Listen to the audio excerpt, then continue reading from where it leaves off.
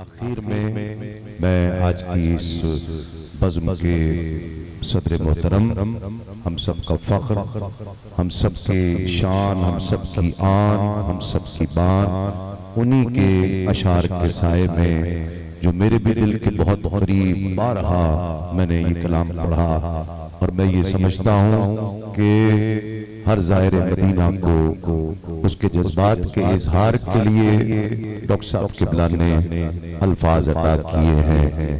ٹھہری ہوئی آنکھوں میں جدائی کی گھڑی ہے، شب آخری طیبہ کی میرے سر پہ کھڑی ہے، ایک ساتھ بیدار ہے مقصوم نظر کا، دوری میں تڑپنے کے لیے عمر پڑی ہے، اور ایک لمحہ برا ہے میسر دم رخصت، فہرست دعاؤں کی سلاموں کی بڑی ہے، کیا عرض و گزارشوں کے ملتے نہیں الفاظ، دنیا تمنا ہے جو ہونٹوں پہ اڑی ہے، روتے ہوئے سامان سفر باندھ رہے ہیں، محسوس یہ ہوتا ہے قیامت کی گھڑی ہے، محسوس یہ ہوتا ہے قیامت کی گھڑی ہے، اور کھچتے چلے جاتے ہیں قدم سوئے حرم، پھر یہ شہر مدینہ سے نکلنے کی گھڑی ہے، لوٹا ہے مدینے سے ریاض اپنا بدن ہی،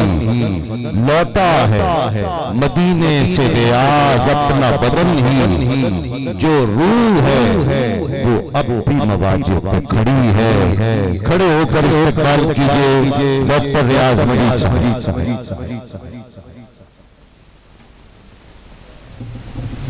بسم اللہ الرحمن الرحیم۔ بہت ساری باتیں جو ہیں وہ اس طرح کھل گئی ہیں کہ ہر بات ایک تفصیل چاہتی ہے کہ اس کو جواب دیا جائے، بات کو آگے بڑھایا جائے۔ سب سے پہلے تو میں آپ لوگوں کا بہت ممنون ہوں اس عزت کے لیے جو مجھے ملی۔ اصل میں یہ عزت افزائی نعت کی ہے، نعت ہی کے سبب سے ہم لوگ محترم ہیں آپ لوگوں کی نظروں میں۔ میں بہت ممنون ہوں آپ لوگوں نے جس محبت سے ہمیں بلایا، جس طرح سے ہمارا تعارف کروایا۔ ریاض صاحب کے بارے میں اول میں یہ کہہ دوں کہ ہمیں یہاں پہنچنے میں کوئی تاخیر ہوئی، جس کے لیے میں ایک فرد سے معذرت خواہ ہوں۔ سیالکوٹ کا سفر ہی کچھ طرح ترتیب دیا گیا کہ آنے میں ذرا تاخیر ہوگی، اور میں اس کے لیے معذرت خواہ ہوں۔ ریاض صاحب کی رحلت جس وقت ہوئی اس کی خبر ملی، ان سے کچھ دن پہلے تک ان سے رابطہ تھا، ٹیلی فون پہ رابطہ رہتا تھا ان سے۔ اصل میں یہ ایک خوشبو کی رحلت تھی، اور یہ نعت کی ایک بہت بڑی قدر کی رحلت تھی جو سیالکوٹ سے یہاں طلوع ہوئی اور ہم لوگوں کو اداس کر گئی۔ وہ ہماری مشکل دعاؤں میں 3 بات تو کم سے کم ایسے ہیں کہ میں انہوں روزانہ یاد کرتا ہوں سارا۔ وہ کہا کرتے ہیں ایک شاعر کا کہ مرنے والا بھی کہیں مجھ میں رہا کرتا تھا، کر گیا میری بھی جان کا کوئی گوشہ خالی، مرنے والا کہیں مجھ میں بھی رہا کرتا تھا۔ ریاض اصل میں عام نعت کے شاعروں سے بہت مختلف تھے، اسے بہت کم لوگوں نے سمجھا۔ لفظ جو ہیں وہ بھی جس طرح باطن کی بات کی ہے دباغ صاحب نے، لفظ بھی پردہ کر جاتے ہیں پڑھنے والوں سے، وہ اپنے آپ کو ظاہر نہیں کرتے۔ قرآن کریم ہم روز ہی پڑھتے ہیں، ہماری دادیاں نانیاں روز ہی پڑھتی ہیں، وہ اسی پہ واضح ہوتا ہے قرآن، اس کا مانیٹر لفظوں کا اس کے سامنے کھلتا ہے، جس کو وابستگی ہوتی ہے، جس کو لگن ہوتی ہے۔ ورنہ لفظ تو روز ہی ہے جو ہماری جلدیں باندھتے ہیں کتابوں کی، دیوان غالب کی اور وہ اقبال کی، ان پہ ان کا کوئی اثر نہیں کتابوں کا ہوتا۔ وہ کتابیں بناتے ہیں، لفظوں کو فرموں کو جوڑتے ہیں اور بازار میں بھیج دیتے ہیں۔ جب تک لفظ جو ہیں وہ آپ سے متعارف نہیں ہوتے، شعر کی معنویت جو ہے وہ چھپی رہتی ہے۔ اس قسم کی تقاریب اس لیے منعقد ہوتی ہیں کہ لفظوں کو بار بار پڑھا جائے، لحن کے ساتھ پڑھا جائے، دلوں میں وہ نفوذ کر جائے، اور اس کا باطنی جو ہے پس منظر وہ ہم پہ کھلے اور ہم اس کے اندر جا کے دیکھ سکیں۔ آپ نے دیکھا ہوگا کہ بعض شعر آپ نے پہلے بھی پڑھے تھے، لیکن بعض میں کسی سنے تو اس کے کئی معنی آپ پہ ظاہر ہوئے۔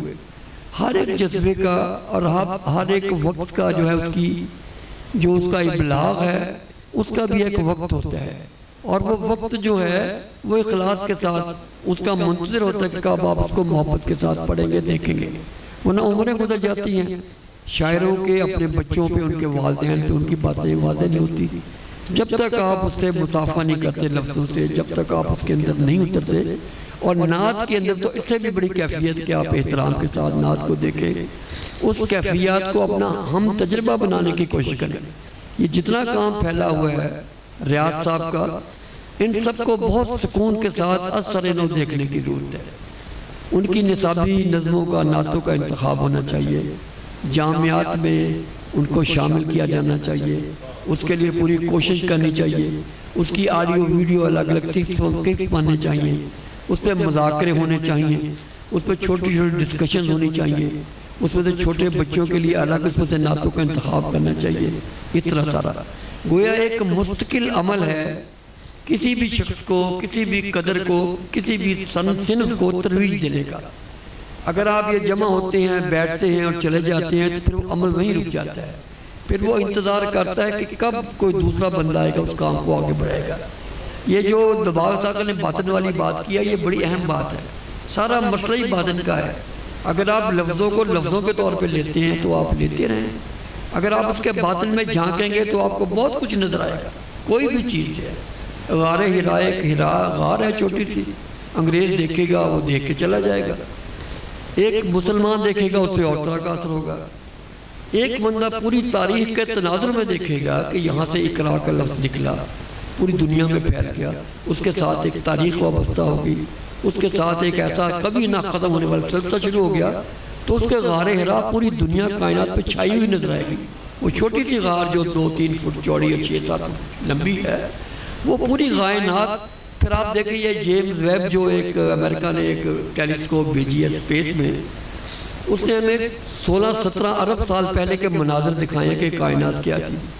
اس وقت یہ زمین نہیں تھی، کچھ گیسیں تھی، کوئی دھواں سا تھا، اس میں بھی غار ہرا موجود تھی، اس میں وہ شہر بھی تھا جسے مکہ بننا تھا، جسے مدینہ بننا تھا۔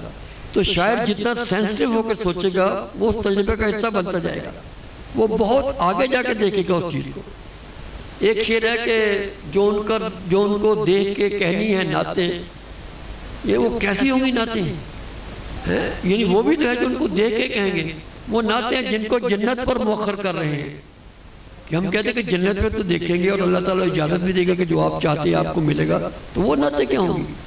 ہمارا شاعروں کا مسئلہ ہے کہ ہم الف سے لے کے یہ تک، یہ 45-46 لفظ ہیں، حرف جو ہیں، ان کے اندر نعت کہنے پہ مجبور ہیں، کیونکہ ہمارے پاس وہ نوری لہجہ ہی نہیں، وہ بامانی خاموشی نہیں جس کے اندر یہ کام بہت آگے جا سکتا ہے۔ یہ جو باطن میں جھانکنے والے بندے ہوتے ہیں وہ پھر اور طرح کی زبان میں باتیں کرتے ہیں، جھکی نگاہوں سے نالین دیکھے جاتے ہیں، وہاں زبان خاموشی کی بولی جاتی ہے، اور ریاض سی دیے جاتے ہیں پہلے لب اور پھر ان کی تعریف میں پھر زبان کھولی جاتی ہے، پہلے نہیں کھلتی ساری۔ ان درودی مراقبوں میں ریاض کھل گئی، آنکھ ہونٹ بند ہوئے، پھر وہ بات نہیں کر سکتا۔ پیکھا ایک شاعر تھا، کہتا کہ پیکھا بات اگم کی کہن سنن میں نہ، جو جانے تو کہے نہیں، کہے تو جانے نہ۔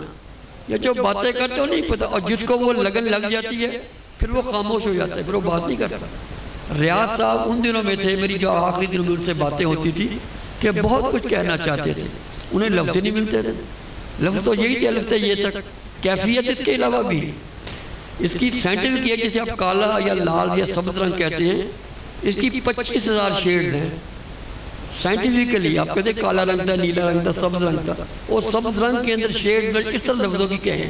اب لفظ وارفتگی کی بات ہوئی اور وفور کی بات ہوئی۔ وارفتگی ایک ایسی کیفیت ہے جس میں بہت سے جذبات کے مل کے ساکن ہو جاتے ہیں۔ وفور جو ہے وہ اندر سے نکلنے والی ایک مسلسل جو ہے ایک لگن ہے۔ یہ لفظوں کے اندر باریک باریک فرق ہے، ایک انٹروجیکٹیو ہے، ایک پروجیکٹیو ہے۔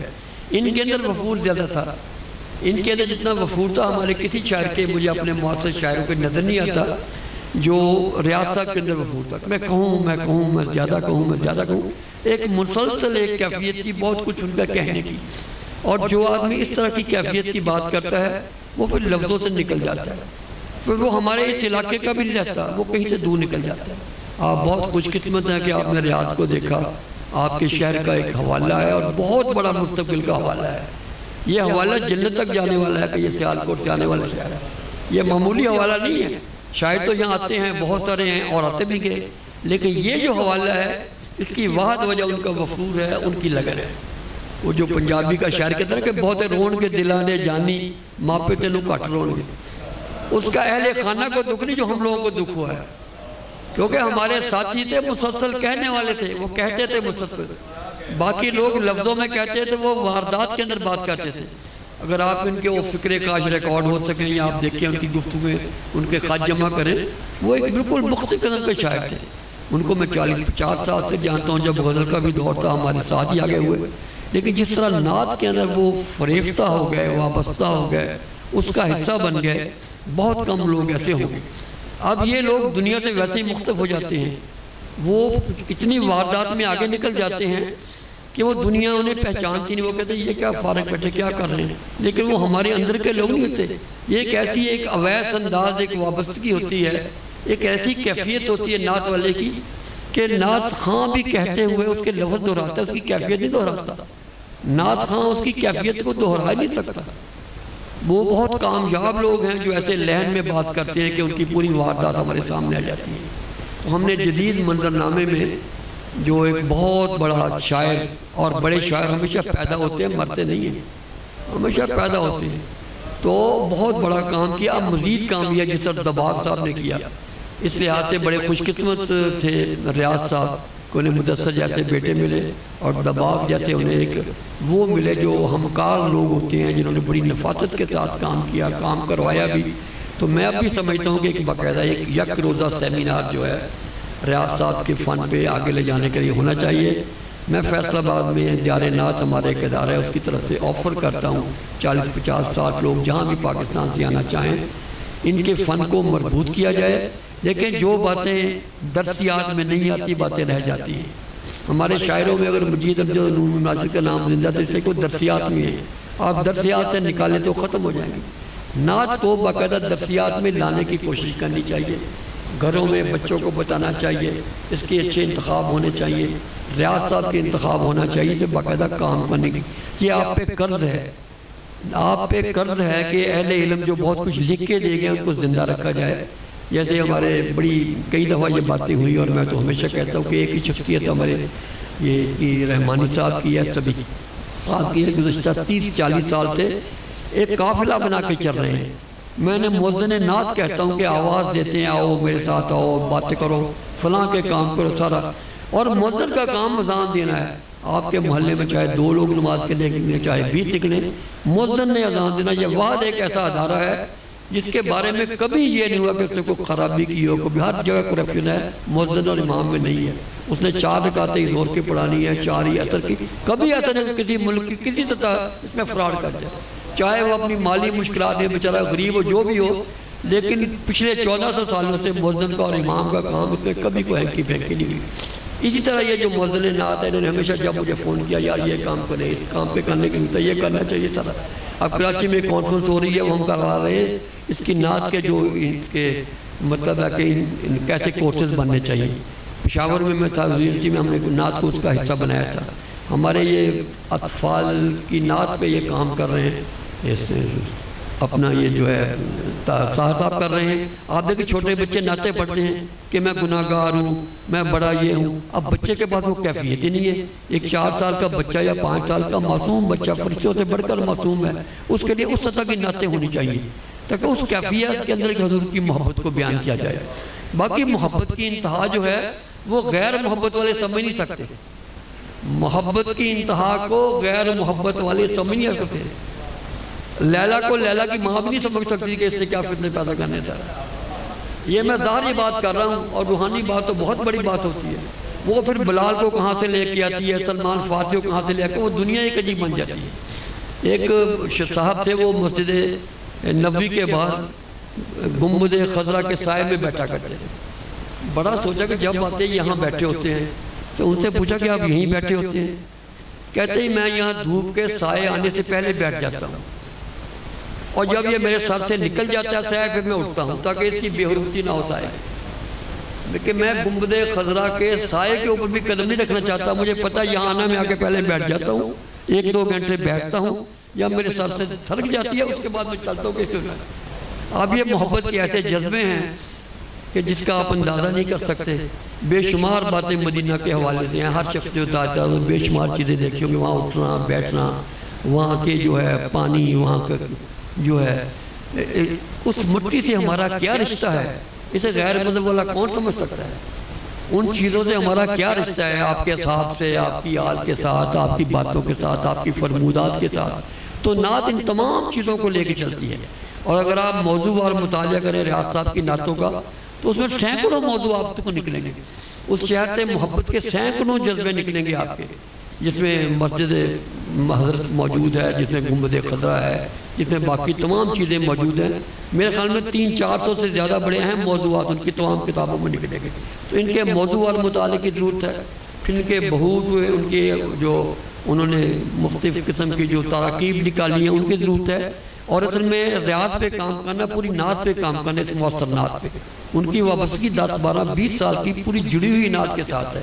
وہ ظاہری نہیں ہے, وہ کوئی بندہ وابستگی کو خرید نہیں سکتا. سارا بڑی لگن ہے. غزل کو چھوڑ کے وہ یثرب غزل سے مطلب ہے وہ مدینہ نعت کی طرف آئے, اور بڑی شاندار انہوں نے نعت کے آتے تھے انہیں مقام دیا, بہت زیادہ دیا سارا. تو مجھے بہت خوشی ہے کہ آپ لوگوں نے ایک اہم کیا, ہمارے بھائی کو ہم سے ایک ملاقات کا ایک ذریعہ بنایا. اگر آپ بیٹھنا چاہیں تو میں اس پہ 1 گھنٹہ بات کر سکتا ہوں ان کے ایک پہلو پہ. اب یہ آپ کا ہے کہ آپ کس طرح باتیں سنیں گے, لیکن میں پھر بھی کہتا ہوں کہ جب تک باطن کے ساتھ نہیں دیکھتے چیزوں کو, چیزیں کبھی آپ پہ واضح نہیں ہوں گی. اور لفظ جو ہیں الف سے یہ تک, جس میں ہماری گالیاں ہیں, جس میں ہمارا کاروبار ہے, جس میں ہماری کرپشن کی ساری باتیں, اسی کے اندر نعت ہے. لیکن نعت اپنے حوالے سے جب تک آپ اس کو اندر سے نہیں چاہیں گے, نعت کبھی آپ پہ واضح نہیں ہوگی. آپ پرانی نعتیں یہ جو ہمارا کہ